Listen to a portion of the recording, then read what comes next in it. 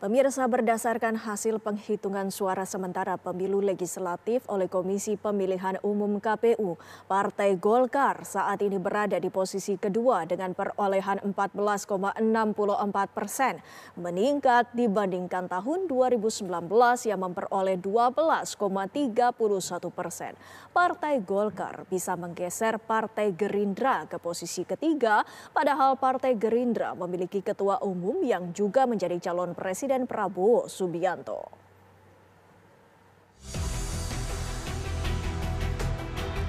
Hasil penghitungan suara pemilu legislatif oleh Komisi Pemilihan Umum KPU menempatkan PDI Perjuangan untuk sementara di posisi teratas. Namun, meski menduduki posisi puncak, suara PDI Perjuangan diprediksi tidak akan mencapai perolehan suaranya seperti pemilu 2019.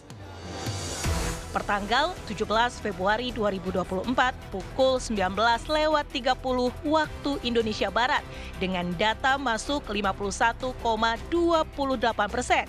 PDI Perjuangan memperoleh 16,43%, turun dibandingkan perolehan suara 2019 yang mencapai 19,33%.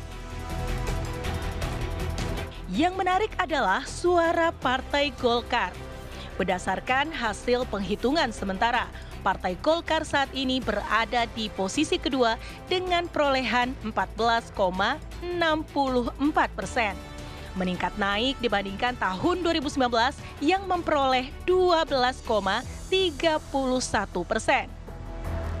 Partai Golkar bisa menggeser Partai Gerindra ke posisi ketiga.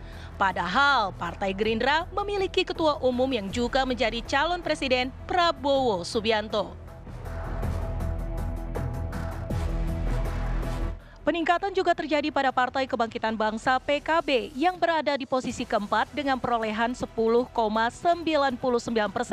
Sementara di tahun 2019 PKB mendapat 9,69%.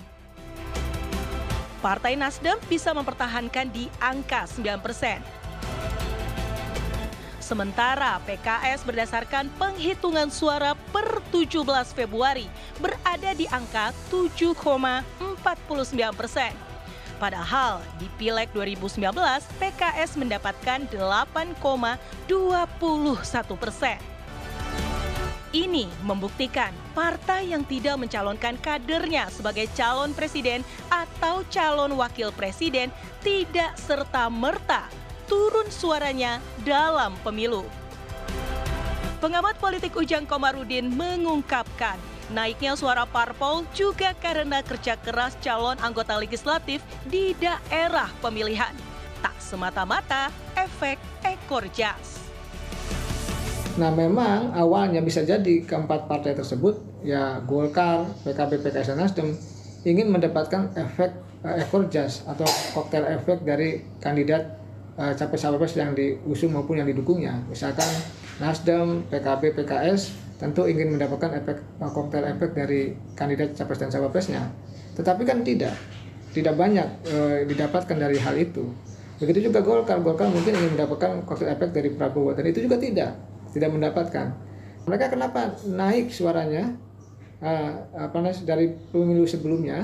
Itu karena ya perjuangan keras dari para kandidat atau dari para caleg-calegnya itu.